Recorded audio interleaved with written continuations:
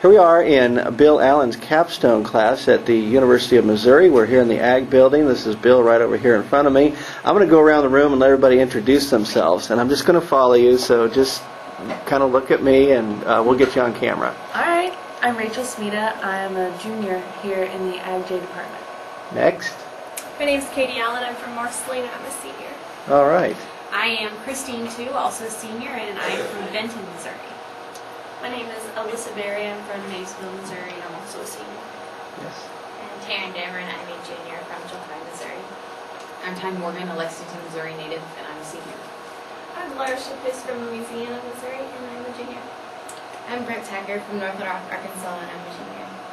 I'm Sarah Jackson from New Cambria, Missouri, and I'm a senior. And I'm Alice Roche. I'm from Harrisonville, Missouri, and I'm a senior. Okay, well, it's my understanding that everybody here in the class has their own blog now. Does anybody here not have one started at this point? All right, well, we were just talking before I got introduced here about how you've been able to analyze some blogs and look at what other people are doing, and one of the things that came up was just the amount of private information that gets put on them, or at least some that you've seen. What are some of your thoughts about that? Anybody, just feel free to jump in. I'll say something. Yeah. I think it is a little frightening to know that anything you post online can be found by pretty much anyone else. And it seems like a very personal medium because you can add any information, pictures you want about yourself, and at the same time you might not think through how many people out there you want to see this and how many people you might not. Well, and like this video, which is going to be easy to find later on. I won't tag it with all your names, though. So, but I guess I am kind of interested. Everybody's got computers here, I see. This is why I didn't bring one. I'm going to use Bill's Mac right here. And it looks like we got a pretty good mix. We're kind of split between the Mac and PC world. What are some of the things that you have done to sort of prepare yourself to start writing on your own blog? Anybody want to volunteer that? Or tell me how you have started, since I haven't seen them yet.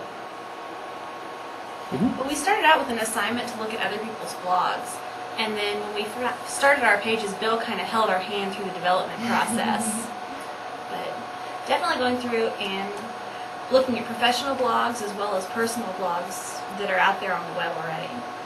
So with the experience you've got so far, what are some of your thoughts in terms of this whole idea of blogging? I mean, do you like what you've seen and done? Is it hard? Is it easy? Do you see an application for this for you as you move towards a professional career? I think we're learning more and more that employers look for people that can blog and do different new media tools and different things. So I think a blog is a great opportunity if we have something to show. And then throughout the semester we're also going to learn about podcasting and sound slides and iMovie and different things like that. And if we can apply it all to our blog, then I think it'll be a great marketing tool for us to get a job in the future. And I would assume, since this is a communications class, in the area of journalism, where I suppose that could be public relations, it could be marketing, it could be a variety of things. What are some of the questions you're going to have for me? I'm just kind of interested. Anybody got them they want to throw out? You've just done such a good job with marketing your blog to people and getting different sponsors, huge companies that sponsor you to go places and blog for them. And I just want to know, starting from ground zero, how did you build this up? And then now, how do you get the word out and market your blog and make a career out of it? Because that's something that seems like would be so far-fetched for us, but in reality, it may be not. So I was wondering, Yeah, I think it's a great question, and one that I get asked by professionals who are either trying to launch a freelance career or just maybe want to start their own business, because blogging isn't the only thing that I do. It's a big part of it. I would say that the easiest way for me to describe it is I started blogging and I've never stopped. And I've told everybody that I know personally, and those people have told other people. So it has probably been primarily a word of mouth thing. A guy that I follow very closely is down in Australia. His name is Darren Rouse. You can find him at problogger.net. and he was written about in, I believe, it was a newspaper that wrote about how he's made about $250,000 blogging this last year off of his blogs. He started before me, but the bottom line here is it took him about a year to figure out how to do it and what he was doing. It took him another year to start getting some attention to what he was doing, and it was in that third year and then the fourth year that he started making money. And even at year 5 that he pretty much, this is all he does. He's a pro blogger. He has his blogs. They make him money, and he works out of a home office like I do. And I would echo that. I'll be going into my 4th year of this, and really this last year was a breakthrough year for us. Any other questions? What made you decide to get out of broadcasting, solely doing broadcasting and working for an employer and going on your own and. That's a good question. And yeah, after having a 20-plus year career, primarily in farm radio, there are a number of reasons for that. The number one reason to me at the time was, having done that for 20-something years, the struggle to try to convince radio stations to air farm programming. That was my job, to convince them. And it was so almost depressing, I guess I would say. And you look at what there is available to listen to on the radio today, farm-wise, it's pretty slim. And so that was a big part of it. There were a number of other factors. But I had my own business back years ago, my wife Cindy and I, when we lived in Florida. So we had an experience to draw on that we wanted to go back to and just not work for a big company. Anybody else? So we're about done with our video here. So one more question. Somebody. I have a follow-up to that.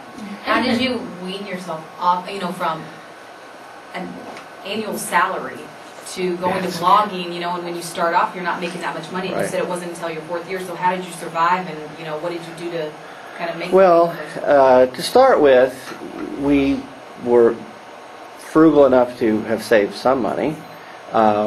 Secondly, Cindy, who had not worked full-time in farm broadcasting for a couple of years, was doing some freelance work. So we had a client who was paying us a sufficient amount of money to pay some basic bills. But that first year, pretty slim pickings, if you want to know. And we were very fortunate to have a couple of initial projects that paid us very well in the first year. Had absolutely nothing to do with blogging. They were more public relations type projects, working to do actually some research work for an organization, for example. So yeah, it was a struggle that first year.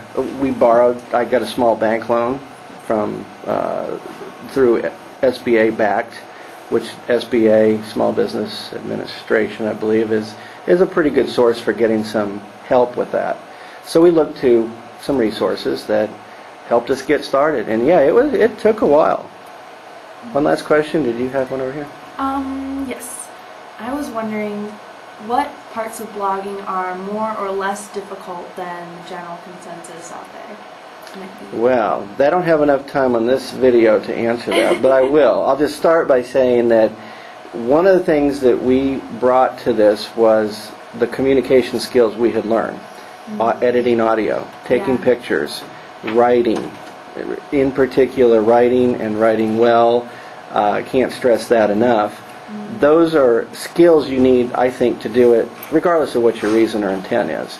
And so I think I don't find them hard. That's what I like to do. So I look at this as I'm just making a living doing what I love to do, But yeah, I'll expand on that in a minute. So I want to thank everybody here at the Capstone Ag Journalism class at the University of Missouri. And thanks for Bill over here for inviting me in. Thank you, John.